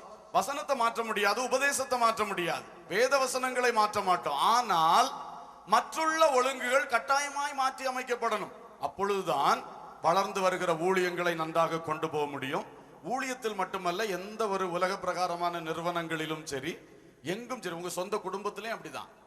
வீட்டில் 20 வருஷம் 30 வருஷத்துக்கு முன்னால இருந்த போலே நம்ம இருக்க முடியாது. பல காரியங்கள் மாறிவிட்டது. அப்போ பெற்றோரும் அதுக்கு தங்களை அடாப்ட் பண்ணி கொள்ளணும், பிள்ளைகளும் அதுக்கு தங்களை பழகி கொள்ளணும். இப்படி அதெல்லாம் செய்றீங்க நல்லா. இன்னைக்கு உங்க வீட்டில் இருக்கிற பொருட்களை பாருங்க. 20 வருஷத்துக்கு முன்னால என்னெல்லாம் வச்சிருந்தீங்க? அன்னைக்கு அம்மிக்கல்ல வச்சுட்டு இருந்திருப்பீங்க, இன்னைக்கு மிக்சியை வச்சுக்கிட்டு இருக்கீங்க. அன்னைக்கு அடியோ அடின்னு சொல்லி கல்லுல அடிச்சிட்டு இருந்தீங்க, இன்னைக்கு என்ன பண்ணீங்க? வாஷிங் மிஷின் வாங்கிட்டீங்க. அன்னைக்கு ஆத்துல குளத்துல மட்டும்தான் குளிக்கணும், இன்னைக்கு அப்படி இல்லை, பைப்பை திறந்தா தண்ணி வீட்டுல வருது. எத்தனை வித்தியாசம் பாருங்க. அன்னைக்கு இருட்டுதுன்னு சொன்ன உடனே மண்ணெண்ணெய் எங்க இருக்கு, விளக்கு எங்க இருக்கு, திரி எங்க இருக்கு, தீப்பெட்டி எங்க இருக்கு, ஓடணும். இன்னைக்கு ஒண்ணுமே இல்லை, போட்டா வருமா வராதா அது இன்றைய தமிழ்நாட்டு சூழ்நிலை. ஆனால் அன்றைய நிலைக்கு பாருங்க எவ்வளவு மாற்றங்கள் வந்திருக்கிறது. இப்படியே நாம பார்த்தா நம்முடைய வீட்டுக்குள் எத்தனை மாற்றங்கள், முன்னேற்றங்கள். ஆனா அப்பா அப்பா தான், அம்மா அம்மா தான். பாத்தீங்களா? மாற்றக்கூடியதை என்ன செய்யணும்? மாற்றலாம் என்று உள்ளவைகளை மாற்றலாம், மாற்றக்கூடாது என்று உள்ளவைகளை மாற்றக்கூடாது. அல்லேலூயா. அதே போலதான் எல்லா காரியத்திலும் இயேசு கிறிஸ்து அதுதான் சொல்றார். நான் உன்னுடைய நியாயப்பிரமாணத்தை மாற்ற வரவில்லை, நான் நியாயப்பிரமாணத்தை நிறைவேற்றத்தான் இந்த உலகத்துக்கு வந்திருக்கிறேன். ஆனா நீ என்னை புரிந்து கொள், நான் பேசுகிறது சத்தியம், நான் தேவனிடத்திலிருந்து வந்திருக்கிறேன். அல்லேலூயா. அதை ஒத்துக்கொள்ள மாட்டான். மோசே சொல்லிக்கிறாரு, ஆபிரகாம் சொல்லி இருக்காரு. ஆபிரகாமும் மோசையும் வச்சுக்கிட்டு இயேசுவை இழந்து போயிட்டான். எழுதப்பட்ட சட்டத்திட்டத்தை தப்பா புரிஞ்சு கையில வச்சுட்டு அழகான தேவனுடைய சுவிசேஷத்தை என்ன பண்ணிட்டான்? இழந்து போயிட்டான். இன்னைக்கு நம்மளும் அப்படி ஆகிவிடக் கூடாது. அல்லேலூயா. இதான் பாயிண்ட். இதுல கவனிக்கணும். வளர்ந்து வரும் பொழுது ஆவியானவர் செய்கிற கிரியைகள், ஆவியானவருடைய நடத்திப்பு, ஆவியானவருடைய அந்த கிரியைகளுக்கு நம்மை அர்ப்பணித்து கொடுக்கணும். நம்மை நடத்துகிறவர்கள் சொல்லுகிற காரியங்களுக்கு கீழ்ப்படியணும். அது எப்படி? அன்னைக்கு அப்படித்தானே இருந்தது, இன்னைக்கு இப்படித்தானே இருந்தது, எல்லாத்திலையும் பேசக்கூடாது. அதுல கவனமா இருக்கணும். எது மாற்றக்கூடாதோ அது மாற்றக்கூடாது, எது மாற்ற வேண்டுமோ அதை மாற்றித்தான் ஆகணும். அல்லேலூயா. இதுல நம்ம எல்லாம் ரொம்ப தெளிவா இருக்கு. நான் ஏற்கனவே சொன்னாலும் ஒண்ணு கூட சொல்றேன் புரிஞ்சு கொள்றதுக்காக. பாரம்பரியங்கள் எப்படி வருதுன்னு சொல்லி, சடங்காச்சாரங்கள், பாரம்பரியம். ஒரு குரு, சிலருக்கு தெரியும் போல சிரிக்கிறிய, குரு மடத்துல எலி தொல்லை ஜாஸ்தி ஆயிடுச்சு. எலி தொல்லை ஜாஸ்தியான உடனே பூஜை செய்யும் பொழுது எலி என்ன பண்ணுமா? உள்ள குதிச்சுட்டு பிரச்சனை பண்ணும். ஆனால் அந்த குரு என்ன செய்தாரு? ஒரு தீர்மானம் போட்டு ஒரு பூனையை வாங்குவோன்னு சொல்லி மடத்துக்கு பூனை வாங்கினார். பூனை வந்த உடனே இப்ப பூனை எலியெல்லாம் அடிச்சு முடிச்சிருச்சு. இப்ப எலி தொல்லை கிடையாது. ஆனா இப்ப பூனைக்கு ரொம்ப செல்லம் கொடுத்ததுனால பூனை உள்ள குறுக்க என்ன பண்ணுது? விளையாட ஆரம்பிச்சு. எலி போச்சு, பூனை வந்துருச்சு. இப்ப இனி என்னடா செய்யறது? இப்ப பூனை ரொம்ப உதவி செய்த பூனை, எலியெல்லாம் ஒழிச்ச பூனை. ஆனா பூனை பூஜைக்கு குறுக்க வருது. அப்ப அடுத்த ஒரு சட்டம் போட்டாங்க. ரைட்டு, நம்ம என்ன பண்ணுவோம்? பூஜை தொடங்குறதுக்கு முன்னால அந்த 3வது தூண்ல பூனையை கட்டி வைக்கணும். ரைட். இப்போ கரெக்டா சீச பிள்ளைகள் என்ன செய்வாங்க? அந்த பூஜை தொடங்க முன்னால பூனையை 3வது தூண்ல என்ன பண்ணிடுவாங்க? கட்டிடுவாங்க. பிறகு குரு இறந்துட்டாரு. அப்புறம் குரு இறந்த துக்கம் தாங்காம பூனையும் இறந்துச்சு. பூனை செத்த உடனே புதிய குரு இடத்துல சீஷர்கள் சொல்லுகிறார்கள், ஐயா எப்படி பூஜை நடத்துறது? எப்படி பூஜை நடத்துறது? இப்படி பூஜை என்ன? பூஜை நடத்தணும்னா முதல்ல பூனையை பிடித்து 3வது தூணில் கட்ட வேண்டும், இல்லாட்டா எப்படி பூஜையை தொடங்க முடியும்? பெரிய பிரச்சனை, வேற வழியே இல்லை. பிறகு இன்னொரு பூனையை வாங்கிட்டு அதை 3வது தூண்ல கட்டிட்டு தான் என்ன செய்தார்கள்? பூஜையை தொடங்கினார். இப்ப உங்களுக்கு புரிஞ்சுட்டா? பூஜை பெருசா பூனை பெருசா? இந்த பூஜைக்கு இந்த பூனை தேவையா? ஆனா ஒரு சடங்காச்சாரம், ஒரு பாரம்பரியம் வந்து போச்சு. அது எப்படி வந்தது? அன்னைக்கு ஒரு தேவைக்காக, ஒரு எலி தொல்லை நிமித்தம் வந்த பூனை, பூனை தொல்லை நிமித்தம் வந்த சட்டம் 3ஆம் தூண்ல கட்டணும். இப்ப அது சட்டமே சட்டம், சட்டமே சட்டம், இனி மாற்றப்படாத சட்டம்னு ஆகி போச்சு. இதே மாதிரி நம்மில் எது இருக்கிறதோ அது மாற்றப்பட வேண்டும். அல்லேலூயா. நம்முடைய மனசுகள்ல இவைகளை, இந்த பூனை எலி சட்டம் போல நாம வைத்துக் கொண்டு இருக்கவே கூடாது. எந்த பாரம்பரியமும் நம்மை கட்டி நிறுத்த முடியாது. தேவ ஆவியானவருடைய வழிகாட்டுப்படி, தேவ வசனத்தின் பாதையிலே நாம் வெற்றியாய் முன் செல்வோம். அல்லேலூயா. அப்படி ஒவ்வொருவரும் இருக்கணும். ஆனா வசனத்துல எது சொல்லி இருக்கோ அது ஒன்றுக்கும் எக்ஸ்கியூஸ் கிடையாது, காம்ப்ரமைஸ் கிடையாது. அதுல ஒரு தேவ பிள்ளைகளும் வழுவி போகவே கூடாது. அந்த பாஸ்டர் சொன்னாரு, இந்த பாஸ்டர், எந்த பாஸ்டர், அந்த மோசே சொல்லட்டும், இந்த ஆபிரகாம் சொல்லட்டும், வசனம் தான் கடைசியில் நிற்கும். ஆமென். அல்லேலூயா. வசனத்தில் என்ன இருக்கிறதோ அதை விட்டு வலதுபுறம் இடதுபுறம் என்ன செய்யக்கூடாது, சாயவே கூடாது. Praise the Lord. எனவே இப்படிப்பட்ட சில பாரம்பரியங்கள்னால கண்கள் என்ன செய்திருச்சான், குருடாயிட்டான். இனி ஒன்று, 1 யோவான் 2:11. சீக்கிரமாய் வாசியுங்கள்.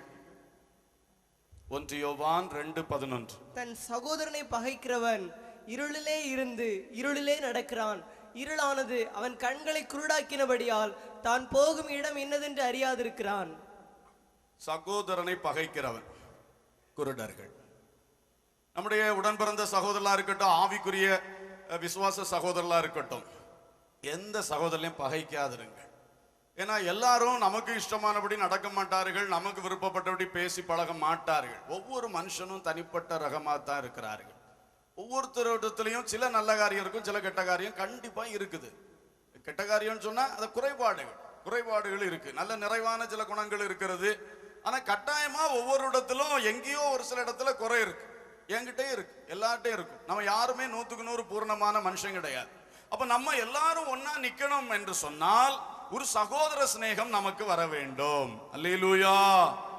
சுபாவங்களில், தன்மைகளில் ரொம்ப மாற்றங்கள் இருக்கிறது, வித்தியாசங்கள் இருக்கிறது. ஆனாலும் சகிக்கணும், பொறுக்கணும். பகை உணர்வை எடுத்து உள்ளத்துல வைக்க கூடாது. சில வேளை சில மோதல்கள் வந்து விடுகிறது, அதுக்கு பிறகு அதை விட்டுறணும். வந்து போச்சு, இனி அதை காலாகாலமாய் நாம் உள்ளத்திலே சுமக்க கூடாது. அதை சரிபடுத்த வேண்டும், ஒப்புரவாக வேண்டும். மாறி மாறி சந்தோஷமா பேசி பழகி ஒரு களங்கமில்லாத நிலைக்கு நம்ம வரணும். அதை உடனே அப்படி ரொம்ப அதை ஒதுங்கி வாழ்வது ஒரு பக்கம் நல்லது. எதுக்குன்னா நம்ம அடிக்கடி கூடும் பொழுது ரொம்ப உரசல் வருது, ஒத்து போகலன்னு சொன்னா கொஞ்சம் ஞானமா ஒதுங்கி இருந்து அந்த உரசல் வராம கவனிக்க வேண்டியது நல்லதுதான். ஆனா அது ஒரு பகையின் அடிப்படையில இருக்கக்கூடாது. ஒரு விவேகமா ஞானமா நம்ம பண்றோம். இப்ப உதாரணமாக மாமியாருக்கும் மருமகளுக்கும் ஒரு தடவை பிரச்சனை வந்தாச்சு, 2வது தடவை பிரச்சனை வந்தாச்சு, 3வது தடவை பிரச்சனை வந்தாச்சு. அப்போ என்ன செய்யணும், அங்க இருக்கிற பெரியவர் கொஞ்சம் கவனித்து, சரியப்பா நீங்க கொஞ்சம் அந்த சைடு ரூமா ஒண்ணுங்களுக்கு கட்டி ஒழுங்கு பண்ணி நீங்க அங்க தனிய சமையல் என்ன பண்ணுங்க, சந்தோஷமா செய்யுங்க, எங்களுக்கும் கொஞ்சம் தாங்க, நாங்களும் சமையல் பண்ணுவோம், நாங்க சாப்பிடுவோம், எங்களுடைய இதுல உங்களுக்கு ஒரு பங்கு என்ன செய்யறோம், தாரோம். ஸ்பெஷலா ஏதாவது செய்தா மாறி மாறி என்ன செய்துவிடும். ஆமா, காய்ச்சல் படுத்துட்டா மாறி மாறி என்ன செய்யணும், கவனிச்சுக்கிடுவோம். ஆனா நம்ம இந்த ஒரே பானையில ஆக்கும் பொழுது மாமியாருக்கும் மருமகளுக்கும் என்ன வருது, ஒரு உதாரணத்துக்கு சொல்றேன். அப்போ இதே மாதிரி ரொம்ப திரும்ப திரும்ப அது உரசலா போகுதுன்னா இனி இப்படியே வாழ்ந்துட்டு இருந்தா ரொம்ப மோசமா போகும். அதுக்கு ஒரு ஞானமான ஒரு ஒழுங்கு, அது ஒரு கோபத்துல, வைராக்கியத்துல, சண்டையில ஒரு பிரிவினை அல்ல. ஞானமாக அந்த அன்பை தொடர்ந்து காத்து கொள்ளும்படி, அவரவருக்குரிய அந்த உரிமைகளும் பறிக்கப்படாதபடி ஞானமாக செய்யக்கூடிய காரியங்கள். இது போல சாப்பாட்டுல மட்டுமல்ல, எத்தனையோ காரியங்கள் உண்டு. குடும்பத்திலே மட்டுமல்ல, அலுவலகத்திலே உண்டு, ஊழியங்கள்ல உண்டு. எல்லாம் காரியங்கள் கொஞ்சம் இது சரியில்லை, இவருக்கு ரொம்ப கிருபை இருக்கு, இவருக்கும் ரொம்ப கிருபை இருக்கு, 2 கிருபையும் மோதும் போது சில பிரச்சனைகள் வந்தா அப்புறம் இடரல் ஆகிடக்கூடாதுன்னு சொல்லி கொஞ்சம் கிருபைக்கு கிருபை கொஞ்சம் இடம் கொடுக்கணும் இல்ல, 2 வண்டியும் முன்ன ஓடணுமே. கர்த்தருக்கு ஸ்தோத்திரம். சின்ன சின்ன காரியங்கள் நம்ம ஞானமா செய்துக்கிடுவோமே தவிர மற்றபடி ஒரு பகை உணர்விலையோ ஒரு வித்தியாசமான ஒரு இதுகளோ நம்ம என்ன செய்யக்கூடாது. இந்த சகோதர சிநேகம் இருக்கணும். சகோதர பகை உள்ளங்கள்ல என்ன செய்யக்கூடாது, இருக்கக்கூடாது. வேதம் சொல்லுது, சகோதரனை பகைத்தால் இருளிலே நடக்கிறான், அவன் குருடன், அவனுக்கு போகும் வழி என்னதென்று தெரியல. அப்போ நித்திய ஜீவ பாதையில போக வழி தெரியாது. சகோதரனை பகைக்கிற ஆளுக்கு அந்த நித்திய ஜீவ பாதையில போகும் வழியில போக தெரியாது. கண்டிப்பா குழப்பத்துல தான் அவருடைய வாழ்க்கை முடியும். காரணம், பகை என்பது அவருடைய கண்களை குருடாக்கி வைத்திருக்கிறது. வெறுப்பு, கசப்பு, பகை உணர்வு, இதற்கு தேவ மக்கள் ஒரு நாள் இடம் கொடுக்க கூடாது. யாருடைய உள்ளத்துல பகை உணர்வு இருந்தாலும் அதை நியாயப்படுத்தக்கூடாது. அது இன்ன காரணத்தினாலேயாக்கும்னு சொல்லக்கூடாது. எந்த காரணத்தினால இருந்தாலும் என் இயேசு மன்னித்தார், நானும் மன்னிப்பேன் என்று சொல்லி ஒரு நல்ல ஒரு தீர்மானம் எடுத்து அதை விடணும். இது நான் தாஜா பண்றது கிடையாது. இது கட்டாயம். ஒரு பகையை தூக்கி வெளியே விட தெரியலன்னா நம்ம என்ன கிறிஸ்தவன், என்ன தேவ பிள்ளை?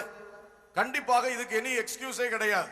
யாரும் ஒருத்தர் பார்த்து பேசாம முகம் கோணி போறது, அங்க திரும்பி போறது, இங்க திரும்பி போறது, பஸ்ல சீட்ல உட்கார்ந்தா உடனே ஜன்னல் வழியாவே பார்த்துக்கிட்டு இருக்கிறது, இவர் வந்துட்டாருன்னா இது மாதிரிலாம் செய்யாதீங்க. இந்த பழக்க வழக்கங்களை விட்டு விட்டு மனப்பூர்வமாய் ஒன்றாய் இருங்கள்.